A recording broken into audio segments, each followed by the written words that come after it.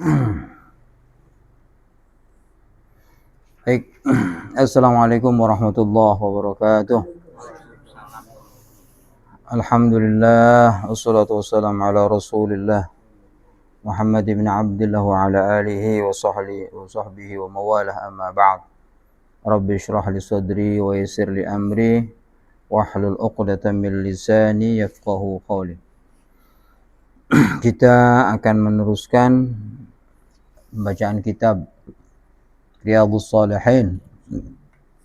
Pagi ini masuk bab baru, yaitu keutamaan berdoa. Kalau kemarin zikir-zikir, setelah zikir berdoa, gitu ya.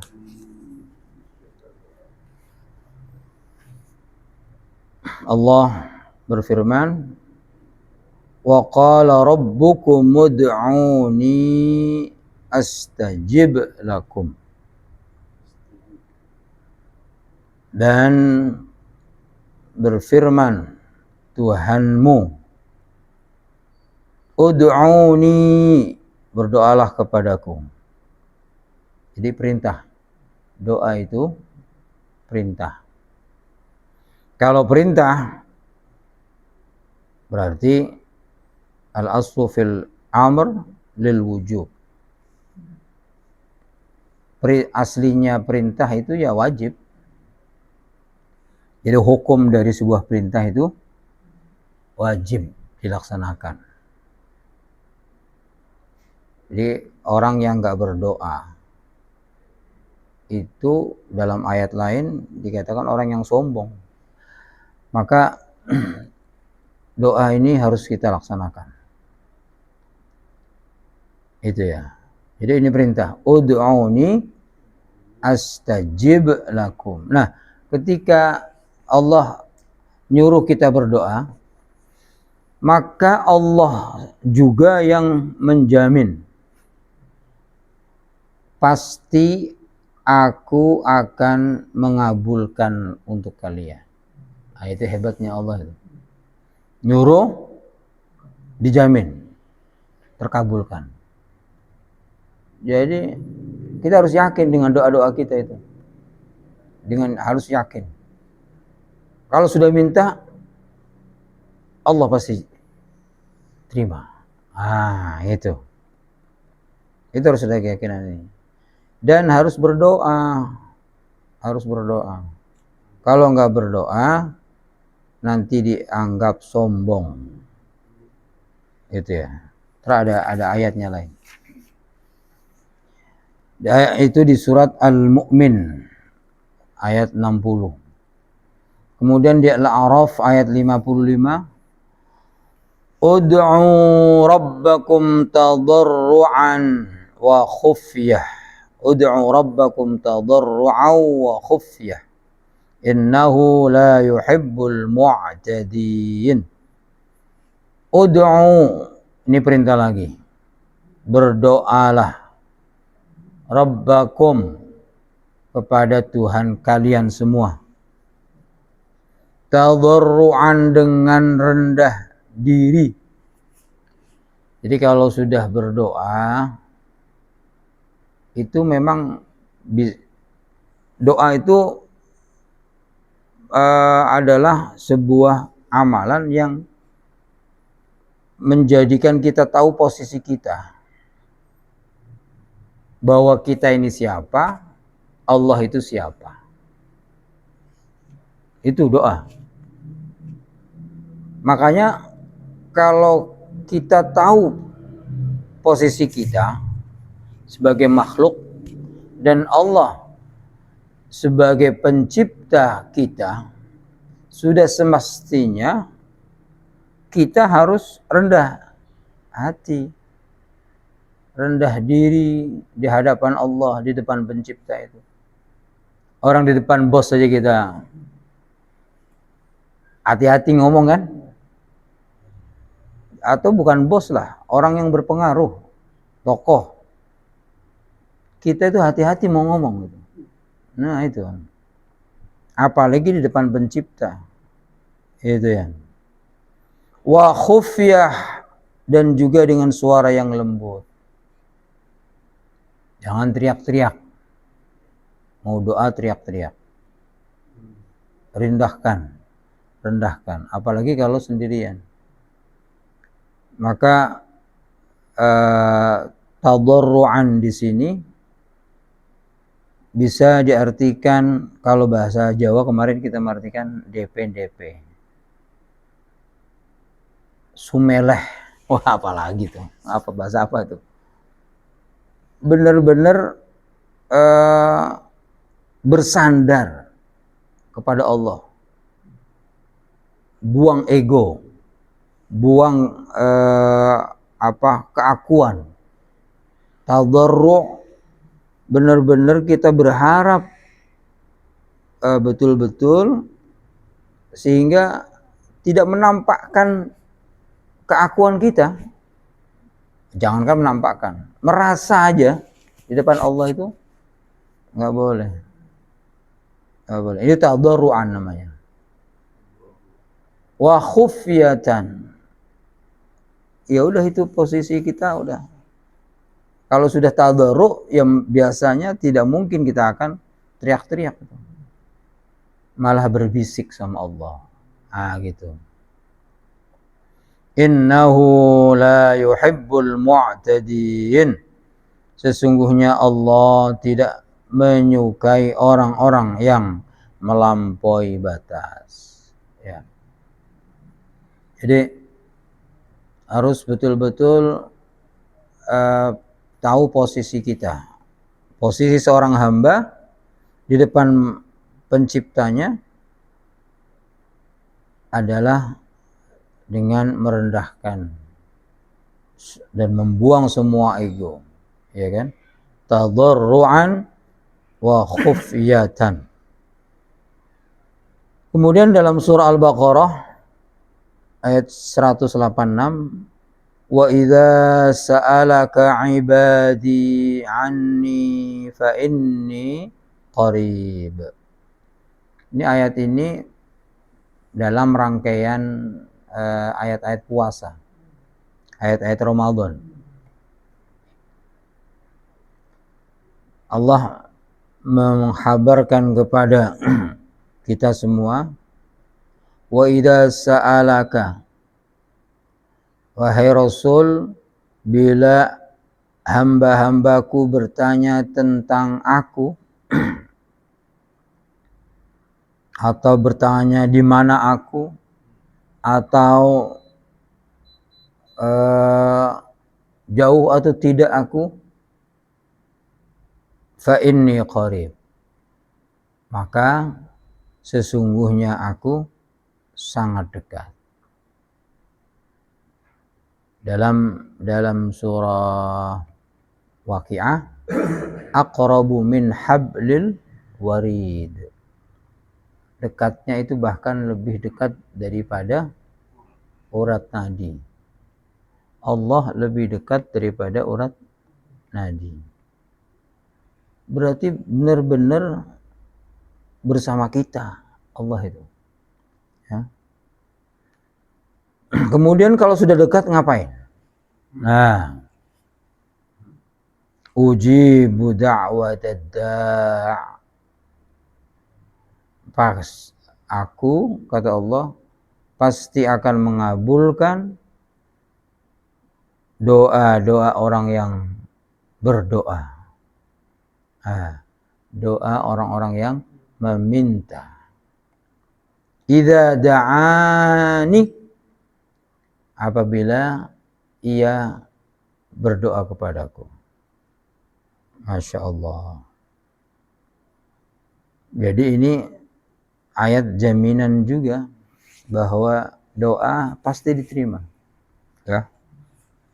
Karena begitu dekatnya, maka jangan pernah kita lepas dari doa.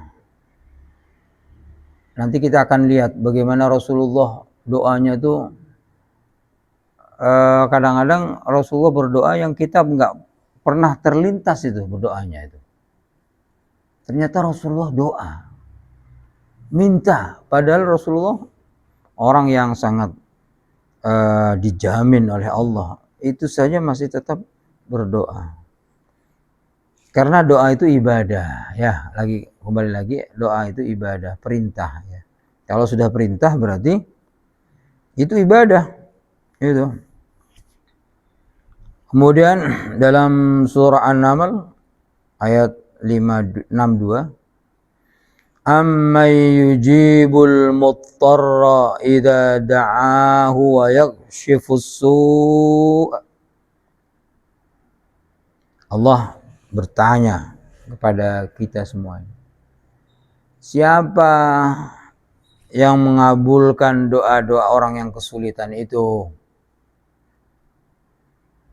Siapa? Pertanyaan ini untuk menegaskan nggak ada kecuali Allah. Siapa coba yang mengabulkan doa-doa orang yang terhimpit kesusahan? Idza da'an, kalau dia mau berdoa. Nah, idza da'ahu, ketika dia mau berdoa kepadanya. Siapa? Nggak ada jawaban lain kecuali Allah. Maka orang-orang yang terhimpit itu sebetulnya salah satu sebab dikabulkannya doa.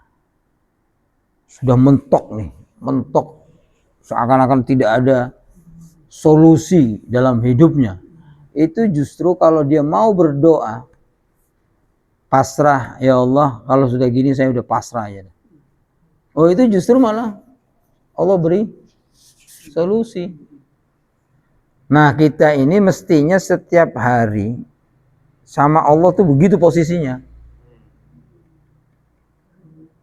Iya, posisi dalam berdoa sama Allah itu kita posisikan bahwa kagak ada solusi ya Allah yang bisa saya andalkan kecuali Engkau.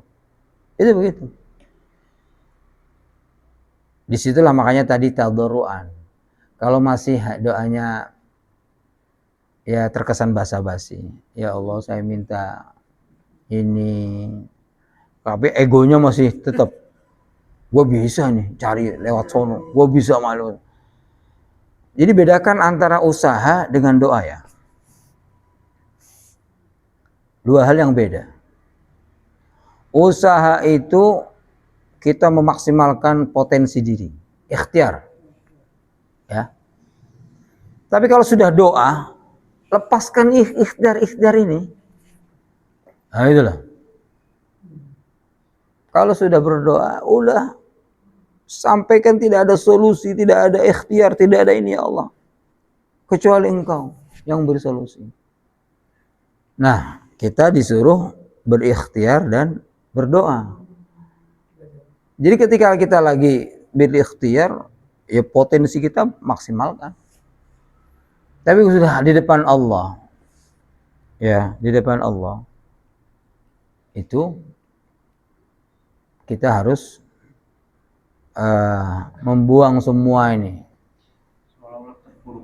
Bener, nggak ada solusi, nggak ada ikhtiar, nggak ada ini, sudah mentok ya Allah ini. Nah, dalam ikhtiar itu kita memang juga harus sadar bahwa potensi yang kita kerjakan, yang kita gunakan, baik potensi diri atau yang lain, itu juga sebetulnya wasilah dari Allah. Iya, kalau Allah nggak beri kita wasilah tentang siapa saja, wasilah kan bisa ke ilmu kita, itu jadi wasilah berikhtiar. Relasi kita itu juga menjadi wasilah kita. Tapi kalau sudah berdoa, jangan sekali-kali ya Allah, gue masih punya modal ini, ordal, masih punya ini, itu namanya nggak tadarruan. Gitu. Kalau sudah berdoa ya posisikan kita sebagai orang yang kepepet. Gitu.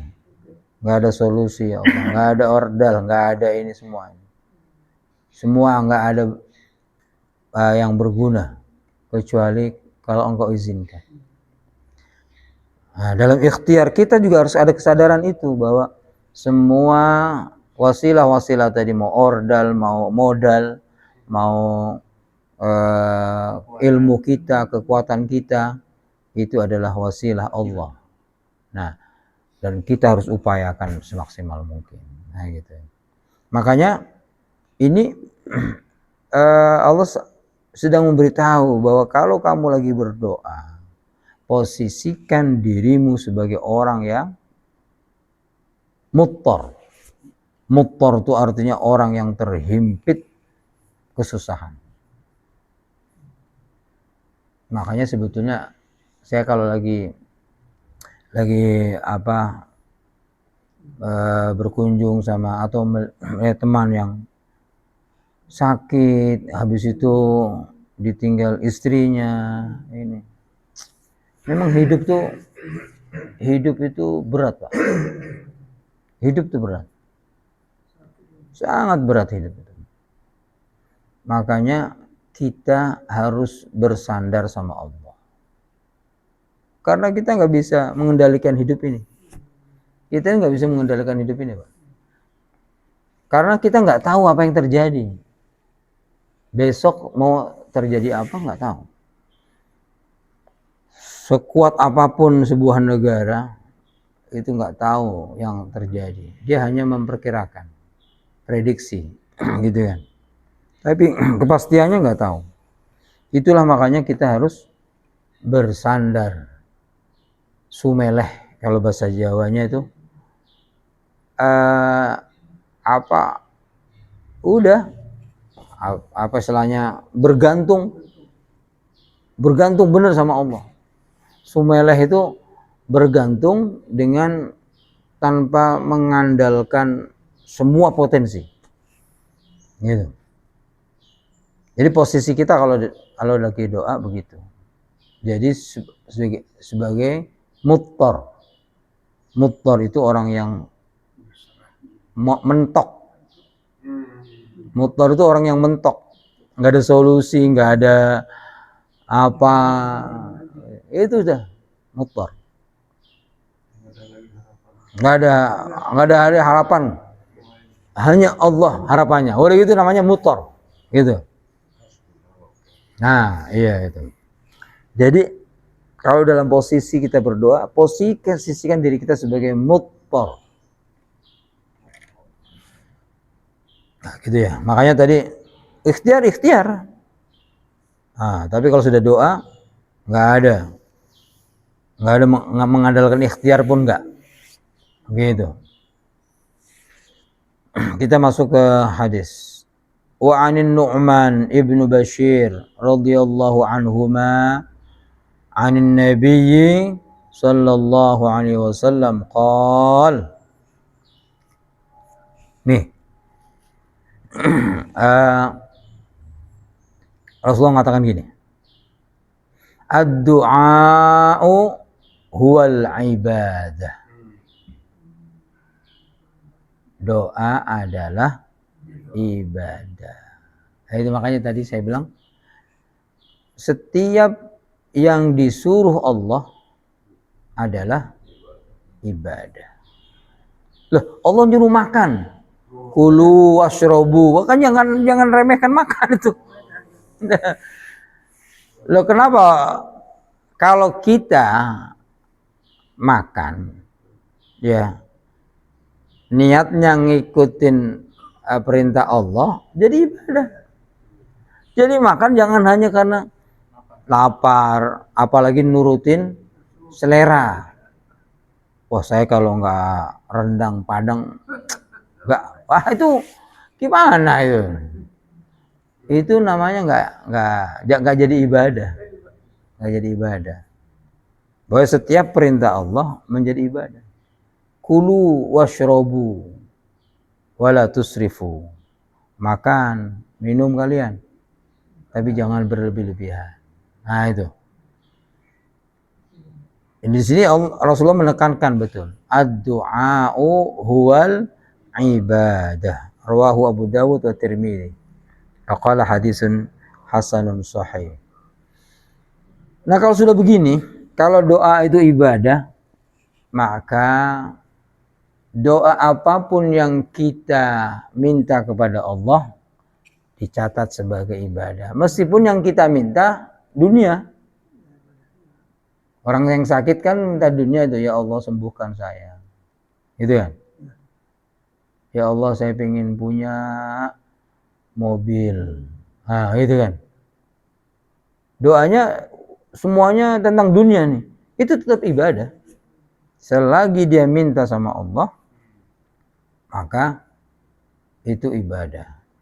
Ya Allah semoga anak saya dapat pekerjaan yang baik. Gitu kan. Meskipun doanya itu tentang dunia yang diminta, itu tetap ibadah.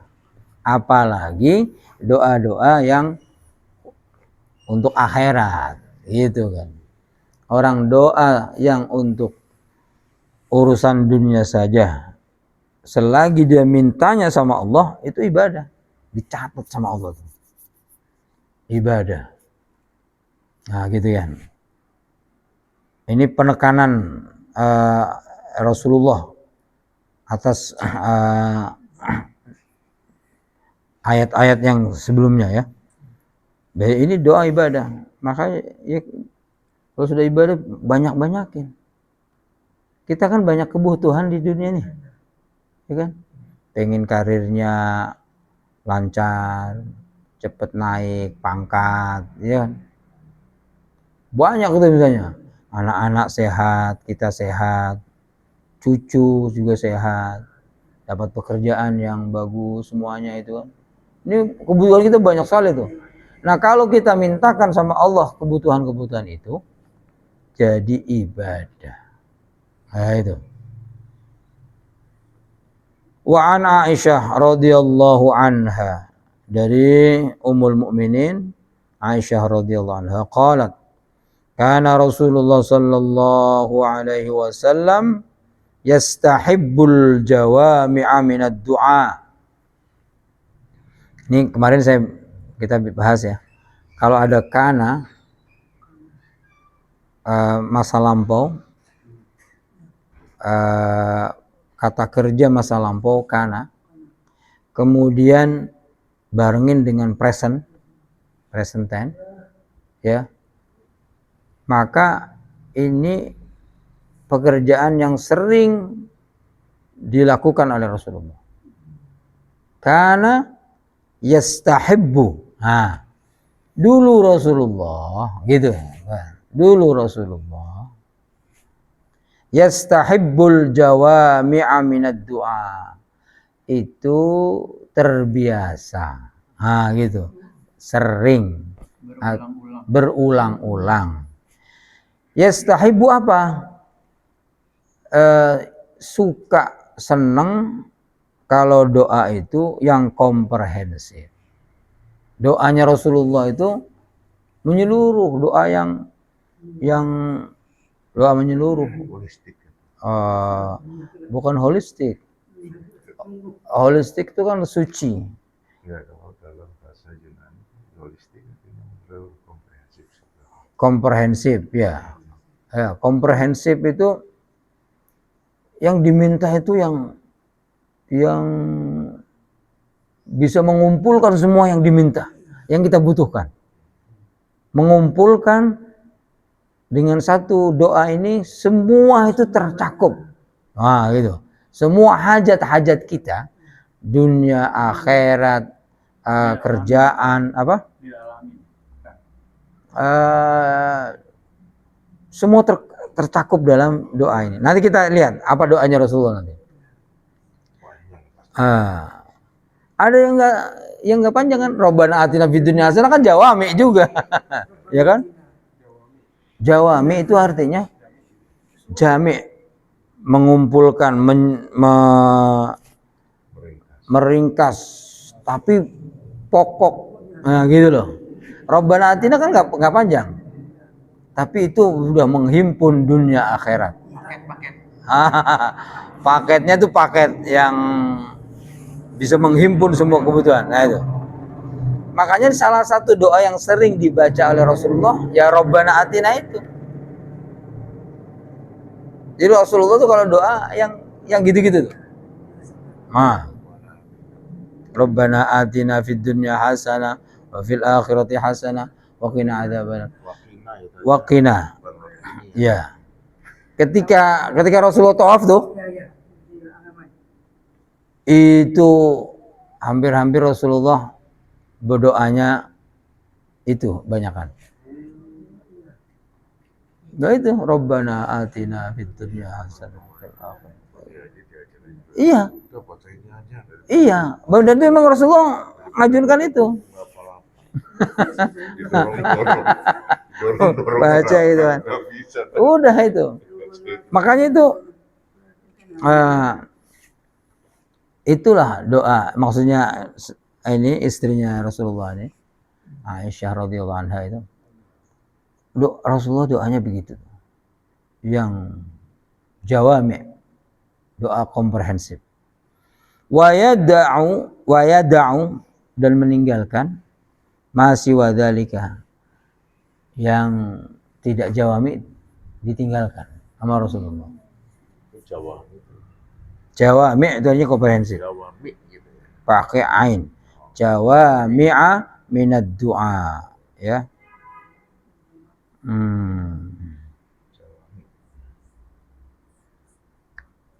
Nah, kemudian lanjut. Nih makanya ini kita bahas tadi. Wan Anas radhiyallahu anhu qol, dari sahabat Anas. Sahabat Anas tadi kemarin kita bahas, dia yang berkhidmat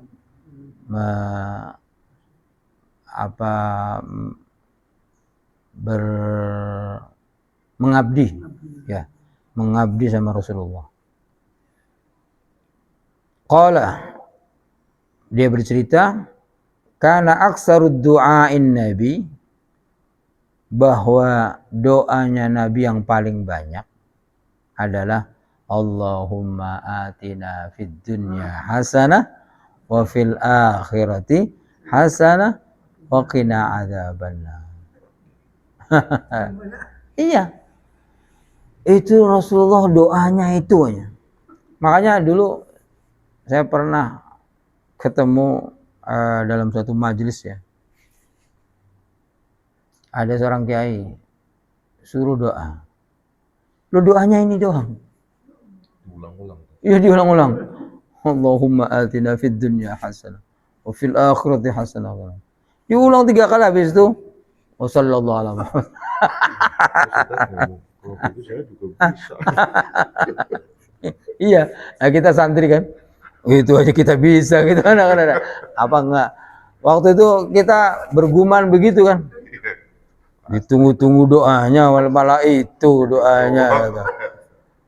Ternyata dia mengikuti Rasulullah. Mengikuti Rasulullah. Ngapain doa panjang-panjang? Ya, pakai ini Allahumma. Allahumma. Jadi ini menunjukkan tadi yang saya kemarin bilang, bahwa kalau kita berdoa itu tidak lagi baca Quran. Makanya redaksinya boleh terserah kita, namanya berdoa kan. Jadi bukan, kamu ngerubah Quran, siapa ngerubah Quran? Orang kita lagi doa kok, gitu kan. Jadi harusnya kalau kita lagi baca Quran nggak boleh merubah Rabbana Atina. Kalau lagi niatnya baca Quran. Tapi kalau lagi berdoa boleh kita. Bahkan kita khususkan nih misalnya, Allahumma atini. Saya inginnya untuk gua doang, gitu kan. Boleh. Fid dunya hasanah wa fil akhirati hasanah wa qini, gitu kan. Diganti, pokoknya saya doa untuk diri saya aja. Kalau kita niatnya doa, boleh. Berarti maksudnya apa? Kita tidak sedang merubah ayat, tapi kita berdoa dengan redaksi seperti Al-Quran. Beda ya. Berdoa dengan redaksinya Al-Quran dengan merubah Al-Quran beda kan? Beda. Makanya ketika Rasulullah perang Badar dan waktu itu mau hampir kalah, Rasulullah itu terus berdoa luar biasa itu. Salah satu doanya, wa iyyaka a'budu wa iyyaka asta'in. Rasulullah pakai a'budu, bukan na'budu. Itu bukan berarti Rasulullah lagi ngerubah ayat. Rasulullah sedang berdoa dengan redaksi Al-Quran. Gitu, bukan lagi merubah. Lagi merubah ini. Seakan-akan Rasul. Kalau hadits qudsi itu firman Allah yang disampaikan dengan redaksinya Rasulullah. Kalau di sini tanda-tanda diskusi apa? Kalau hadisnya hadits qudsi itu nggak ada di ini. Ada nanti, ada. Kemarin kan sudah ada.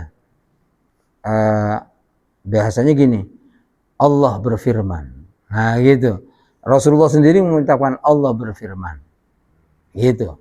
Kemudian beliau menyebutkan hadisnya, tapi bukan Quran. Nah gitu. Kalau Quran itu redaksinya dari Allah. Bahkan Rasulullah sudah ditentukan nanti di surat ini, itu Quran sudah dari awal sudah ditentukan sama Allah. Jadi soalnya kemarin ada yang protes waktu saya doa gini, Rabbighfirli wali walidayya walil mu'minin yauma yaqumul hisab. Nah kan saya berdoanya Rabbana ighfir lana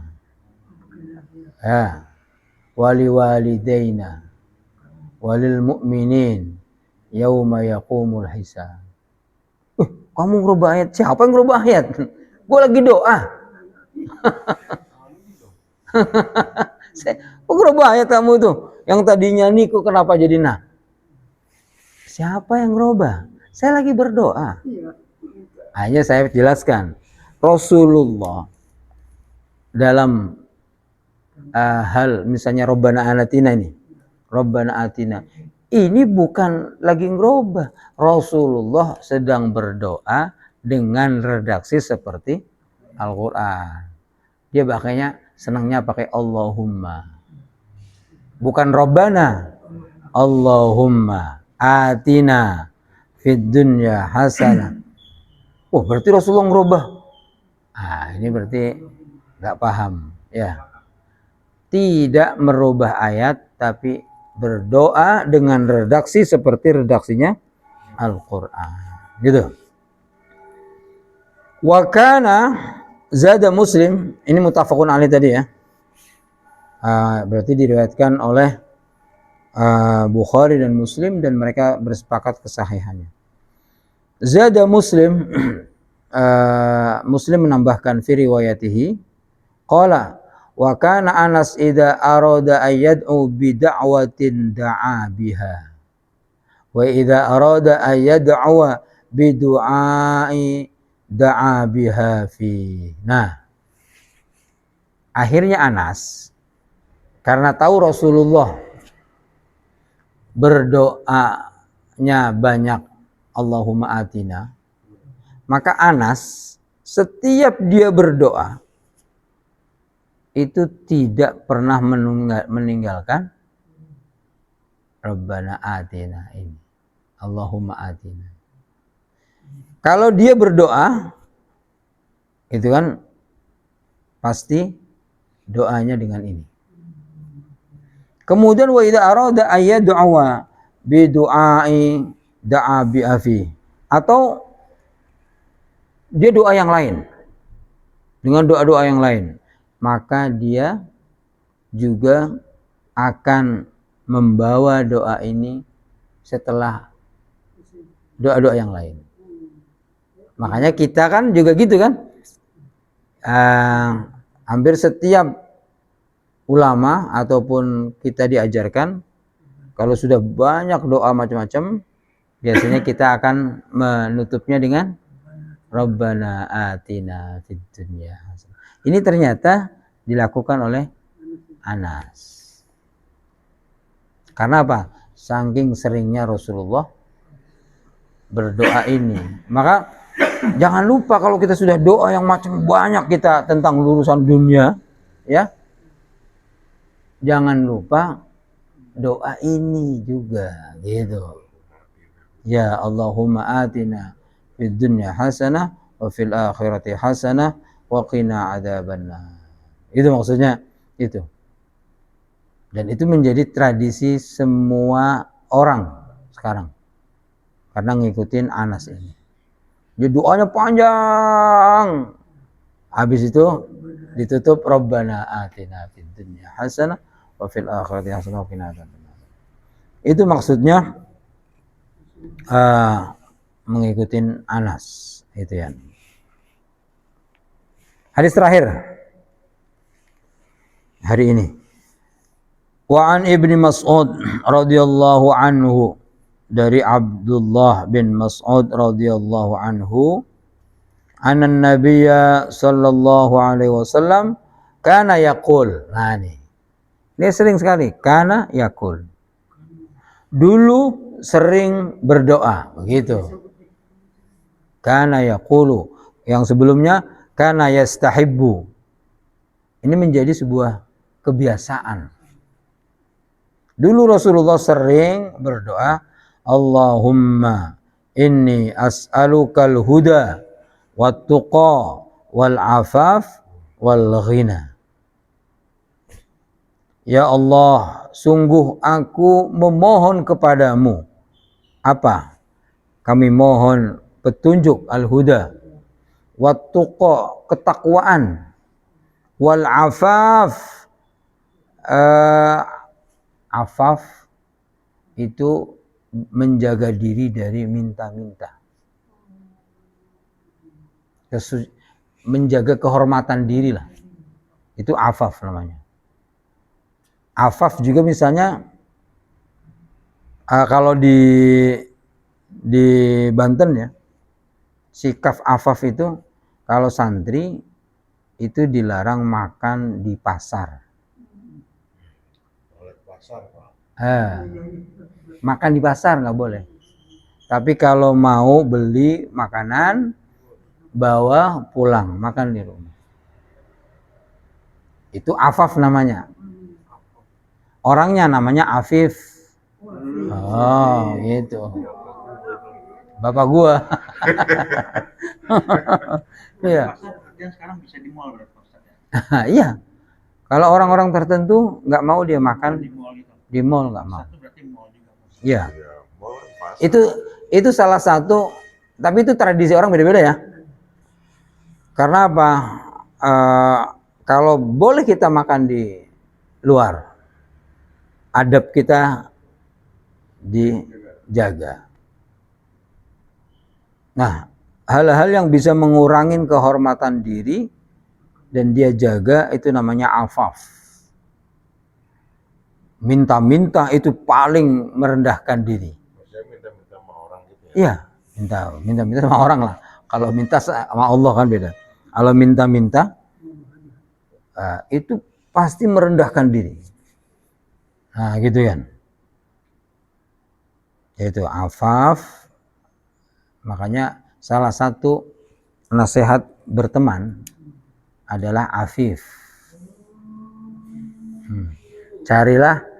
Carilah orang yang afif, yang bisa menjaga kehormatan dirinya. Enggak suka minta-minta. Dia tetap kalau ngomong, kalau ketawa tidak terbahak-bahak, gitu kan. Gitu kan. Makanya saya sering ditegur sama istri. Kalau ketawa udah jelek banget. Itu ketawa. Kalau ketawa jelek banget katanya. Iya, yang tahu kan pasangan kita ya. Kalau ketawa, termasuk kentut sembarangan. Nah, itu tahu-taunya kentut gitu kan. Di depan orang kentut. Itu kan namanya nggak menjaga kehormatan diri. Afaf itu artinya bisa menjaga kehormatan dirinya, gitu kan. Gitu. Wal ghina, dan minta kekayaan. Jadi minta kaya itu penting. Loh iya, minta kaya, gitu ya. Apalagi kekayaan batin, kekayaan hati. Itulah yang namanya qanaah. Aghnal ghina. Qanaah itu sekaya-kayanya orang adalah qanaah. Apa qanaah? Menerima pemberian Allah dengan ikhlas, dengan ridho. Itulah qanaah. Jadi kalau boleh kita minta kekayaan, tapi jangan lupa minta qanaah ini juga. Karena paling kayanya orang adalah orang yang qanaah. Orang yang menerima pemberian Allah dengan ikhlas. Itulah orang yang paling kaya. Ya. Kalau bahasa Jawanya, nrimo ing pandum. Apa bahasa Jawanya, Pak? Wis.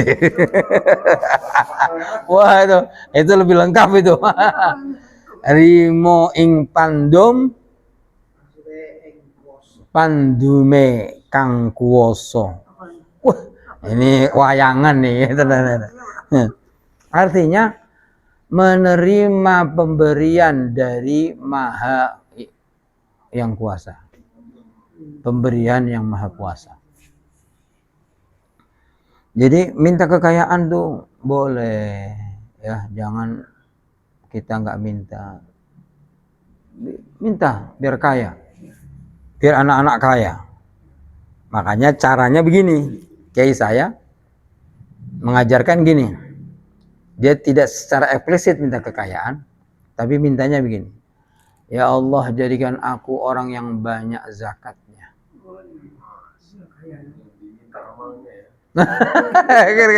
Betul.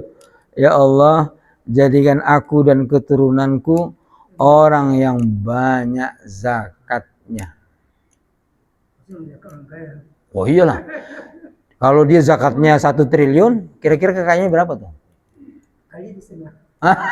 Kira-kira gitu kan. Ada orang di Indonesia misalnya zakatnya 100 M. Kita minta zakatnya 1 triliun. Berapa kekayaan kita itu? Itu maksudnya. Artinya, ya Allah, jadikan aku orang kaya dan jadikan aku orang yang paling banyak zakatnya. Itu saya diajarin guru begitu. Nah, jadi ayo kita baca. Allahumma inni as'alukal huda wat-tuqa wal afafa wal ghina.